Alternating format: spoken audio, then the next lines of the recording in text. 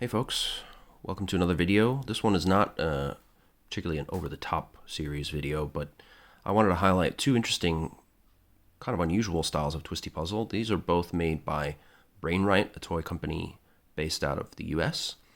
And these were both designed by quite well-known Twisty puzzle designers. So these two here are the Bananacus, designed by Oskar van Deventer, and this here is the TEZZE puzzle, formerly known as the Edge of Infinity, designed by David Pitcher.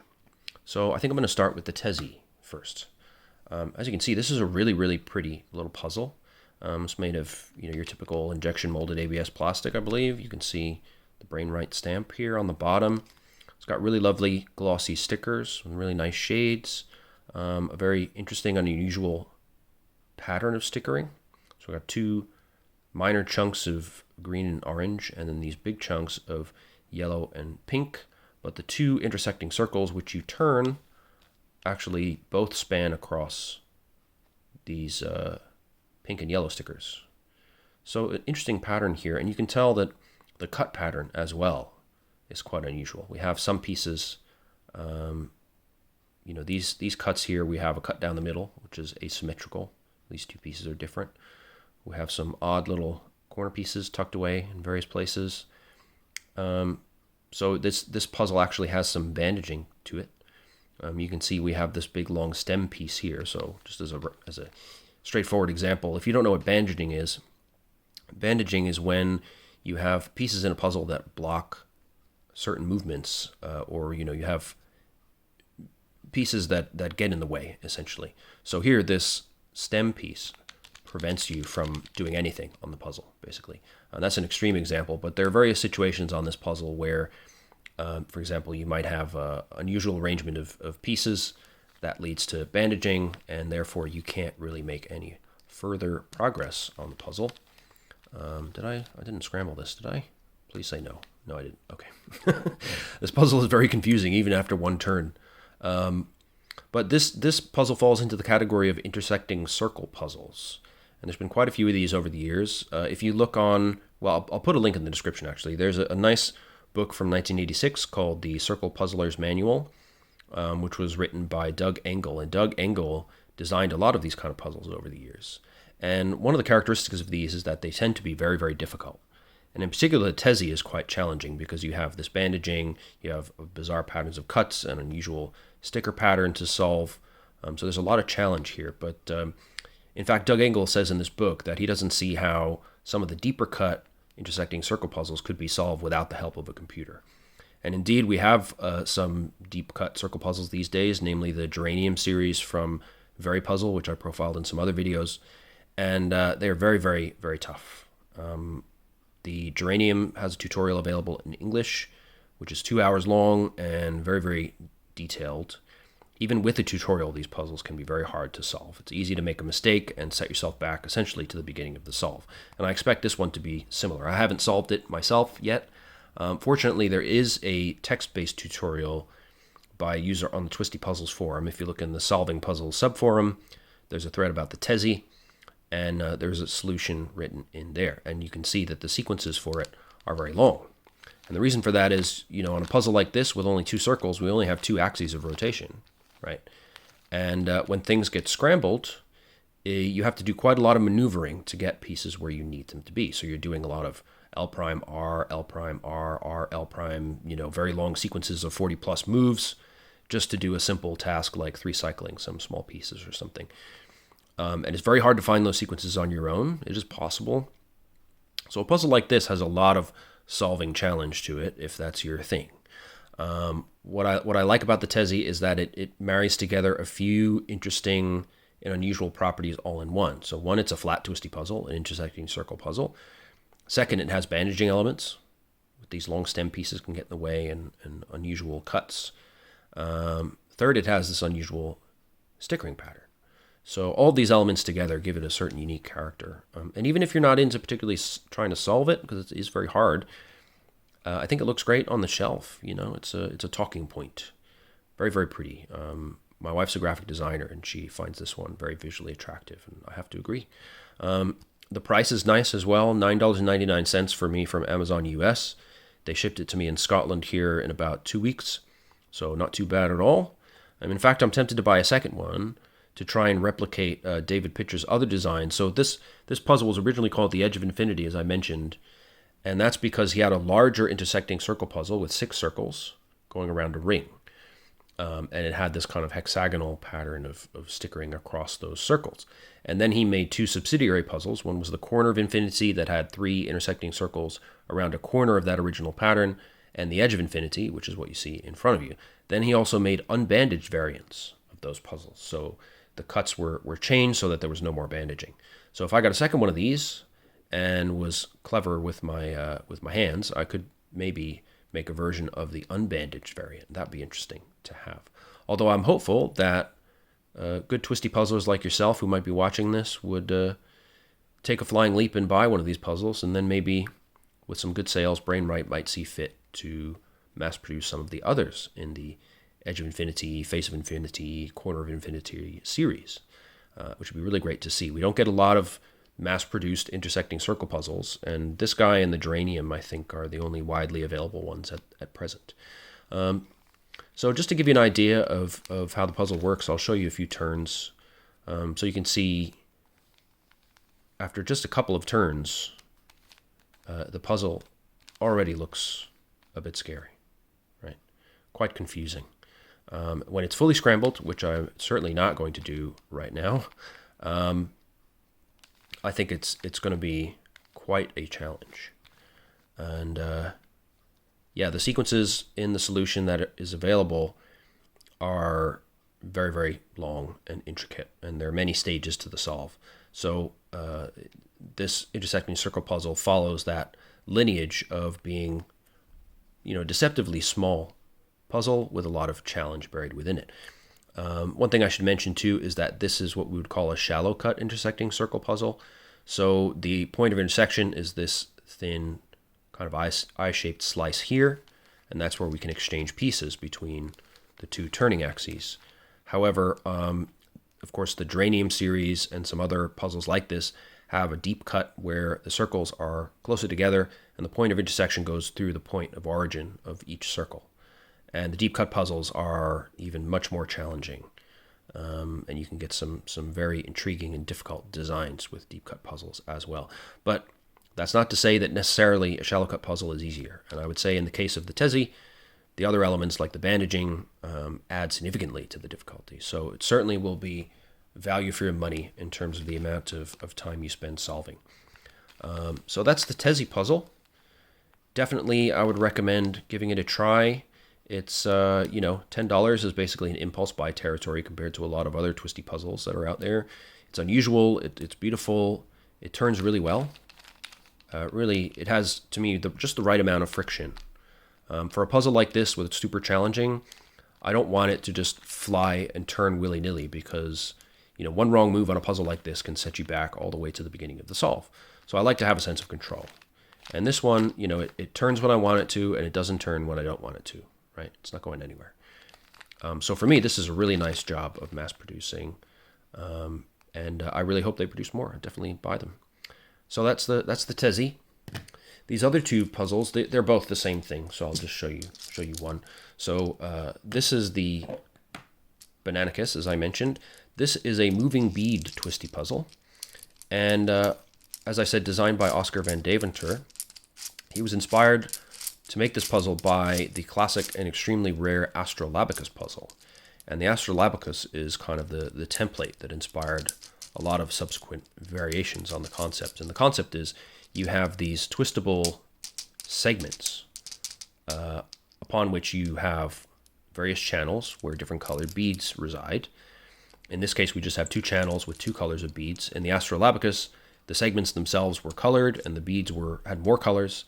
So in the solved state, you would have the right colored beads sitting in their appropriate colored segment. I'm actually going to modify one of these Bananacuses to fit that coloration, hopefully. So that's why I bought 2. And so the idea is you have the solved state here, and then when I twist the puzzle, like so, it changes the connectivity between these bead channels, right? So before, the colors were totally separate. They were running on separate channels. Now, with this 190-degree twist, suddenly I have connectivity between both those bead channels. And if I twist again, then we're back to separated. And here's another version of the interconnected channel. And so by changing the connectivity to the channels in this way, you can mix the beads up, do another twist, mix them again. And eventually you end up with the beads colors all being mixed up. Then, of course, you need to solve it by twisting, moving beads around, and getting them back to the solved position with light-colored beads sitting together. And in the case of the Astrolabacus, also sitting in their right-colored segment. It's a very, very interesting style of puzzle because the way that it moves is very organic and kind of bizarre. It's a strange feeling when you turn it. The Bananacus is a reduced version of the Astrolabacus in that we only have 2 colors to deal with. But still, there's some challenge here. I think I've experimented a bit with sort of semi-scrambling it, moving beads around. And even though it's a simpler version of the puzzle, it still is a little bit counterintuitive how it moves. And yeah, I think it's not going to be entirely straightforward to solve it. You can see that it's a little bit stiff, but I don't mind it in this case because, you know, I don't want the beads to start moving before I'm ready for them to move. We also have, so on the Bananacus we have 4 segments, and these little end caps here can also turn. So there you see I've created the point of intersection of the channels up here, and you can of course combine that with turns on the main body here, like so. So you can get all different combinations of how you can move the beads and shuffle them around by combining these 2 types of moves. So it's a great little puzzle. I think, you know, the difficulty is going to be more on the level of something you can fidget with and solve pretty much intuitively. You know, like I said, in my messing around with it, I haven't done like a full-on proper scramble, but I've definitely shuffled quite a few beads around, and I was able to get them back together again just by, you know, carefully following how I was changing the connection between the bead channels and carefully moving my way back to victory. But I should say, if there's one issue I have with this puzzle, is that the beads have a little bit too much of a gap here. So they move very easily, but I think almost too easily. Sometimes you make a twist and the beads kind of move of their own accord, and it can mess you up a little bit. You end up with a bead somewhere you don't want it to be because it's moved, you know, over the borderline into the next segment when you didn't intend it. So that's slightly annoying, but it's certainly not a deal breaker. And, you know, I got used to it. I just, you know, try to pay attention to where the cutting point is when I've made the turn, and try to make sure that things don't start moving out of my control. But it does make the puzzle slightly less user-friendly. I think if the beads were more tightly packed, they would require more effort to turn, but on the other hand, they wouldn't go anywhere you didn't ask them to, which would be helpful for solving. But, you know, it's a great little puzzle. It's wonderful for me because I'm very kind of obsessed with the Astrolabacus puzzle, but they only ever made 300 of the Astrolabacus. And so when they go on eBay or something, they sell for ridiculous amounts of money.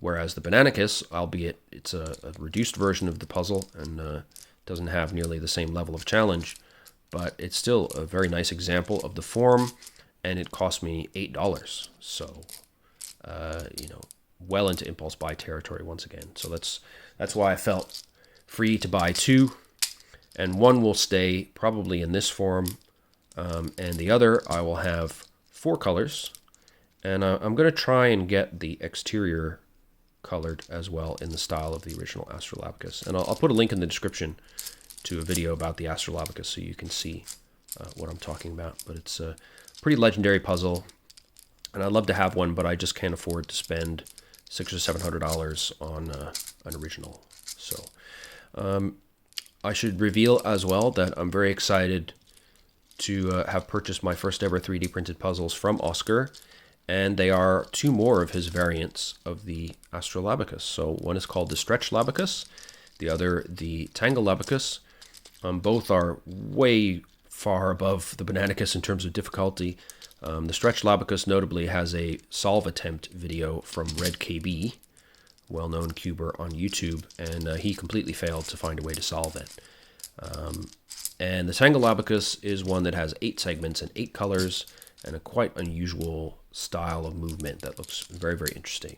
So as soon as those come in, of course, I'm going to do a video, and then I can explain a little bit better what the Astrolabacus is all about, because, you know, this is a nice little puzzle, but it doesn't have all the same characteristics as the original puzzle, so it's hard to get across the enormity of that design and how innovative it was.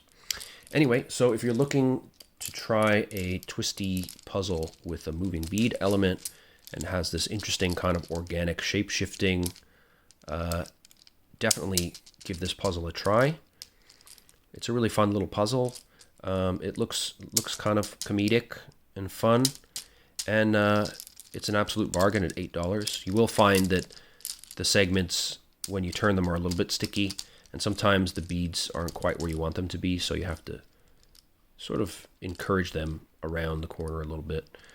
But yeah, you know, so there I had to just shuffle one bead over to the right, and now this one wants to get in the way. But, you know, like I said, it's not a huge problem, and definitely something you learn to cope with. Even behind the camera, I don't find it too difficult to navigate those little problems. So I think it's well worth getting. And again, if you buy a bunch of Bananacuses, maybe Brainwright will see fit to mass produce some more of the amazing variants of the Astrolabacus that Oskar has made. I'll link the playlist of his in the description. Definitely check it out. You'll see what an amazing creative mind he has. And yeah, you can contact him directly via his Shapeways or iMaterialize stores to buy pre-dyed, colored, and assembled versions of those puzzles if you are interested. So I hope that was interesting. Both these puzzles, I think, have a lot to offer for a very reasonable price. So I do highly recommend them. I think every Twisty puzzle collector and solver should try an intersecting circle puzzle at some point. Either this guy or maybe one of the geraniums. And likewise, the Astrolabacus style puzzle is just so standout in terms of its uniqueness that the Bananacus is a nice little taste of what that kind of twisty moving bead puzzle can offer in terms of interest in the solve and the challenge of it. I think what I'll do at some point is I'll scramble the Bananacus in its current form and do a solve on video. Maybe talk a bit more about my impressions of the puzzle and related puzzles. Then I'll do my modifications. So make it 4 colors and hopefully color the outside of the segments and do another video solved. You know, I'd really like to try and promote this style of puzzle with the designers. I'm not a talented person as far as, you know, I don't know 3D design software. I don't know 3D printing. I don't have a 3D printer, so I can't design these things for myself. We have to rely on the amazing brains of David Pitcher and Oskar van Deventer and these other guys to do it for us. But I hope that a little bit more exposure for these puzzles might inspire others to try their hand at the Astrolabacus style of unusual organic twisty movements with the moving beads as the element that you scramble. So there it is. If you're in the UK like me, it can be hard to find these puzzles, but just go to Amazon US and you can prepay any customs fees if you need to, which is convenient. You will have to pay more because of shipping and the customs fees, but still very cheap. And, you know, could make a nice gift for somebody who, you know, is interested in unusual puzzles, or for yourself if you're into twisty puzzles. So give them a try. That's it for now. As I said, I'll come back just in a few days' time with a video on the other Astrolabacus variants coming in from Oskar, which I'm really excited to show you. So until then, take care.